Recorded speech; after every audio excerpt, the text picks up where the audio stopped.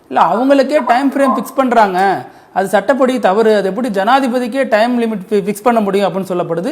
இன்னொரு பக்கம் அப்படின்னு பார்த்தா நீதிமன்றங்களுக்கு டைம் ஃப்ரேம் ஃபிக்ஸ் பண்ண வேண்டியதானே, இத்தனை காலங்களுக்குள்ள இந்த வழக்கை விரைந்து முடிக்கணுங்கிற அந்த ஒரு லிமிட் ஏன் வரல அப்படிங்கிற கேள்விகளும் முன்வைக்கப்படுது சார்.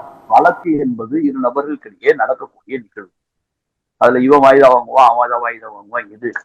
இது மக்களவை என்று மக்களால் தேர்ந்தெடுக்கப்படும் வழக்கையும் இதையும் ஒப்பிட முடியும். மக்களால் தேர்ந்தெடுக்கக்கூடிய நிர்வாகத்தில் ஒரு பார்ட்டு கவர்னர். கவர்னர் என்பவர் ஒரு மக்களால் தேர்ந்தெடுக்கப்பட்ட நிர்வாகி அல்ல.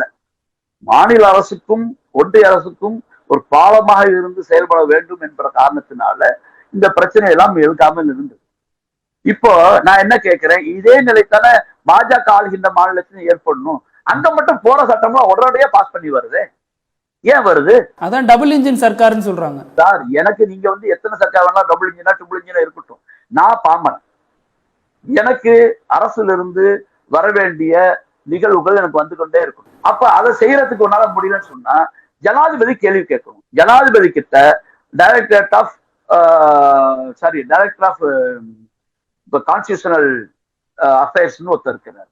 அவர் குறிப்பு எழுதணும். இந்த பாருங்க, தமிழ்நாட்டுல திருப்பி அனுப்பப்பட்ட பில்ல உங்களுக்கு அனுப்பி இருக்கிறாரு, உங்களை மாற்றி விடுற மாதிரி வேலையை பண்றாரு அப்படின்னு சொல்லி அவர் கொடுத்துருக்கணும்.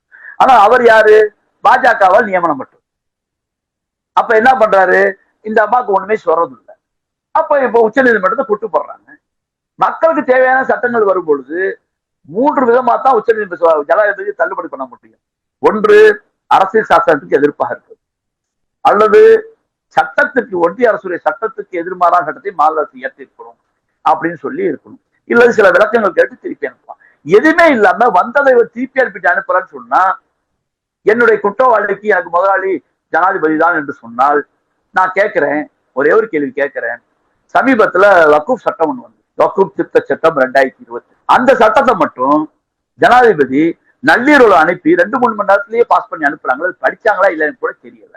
அந்த சட்டம் அப்பட்டமாக கான்ஸ்டிடியூஷனை மீறி இருக்கிறது. எந்த சட்டமும் கான்ஸ்டிடியூஷனை மீறி இருந்தா அந்த சட்டத்தை சட்டமாக நீங்க அங்கீகரிக்க கூடாது என்பதுதான் ஜனாதிபதிக்கு அனுப்பக்கூடிய காரணம். பார்லிமெண்ட் ஒரு சட்டத்தை ஏற்படுத்தின பிறகு எங்கேயாவது ஒரு இடத்துல அது சட்டத்துக்கு எதிர்ப்பா ஆயிடக்கூடாது.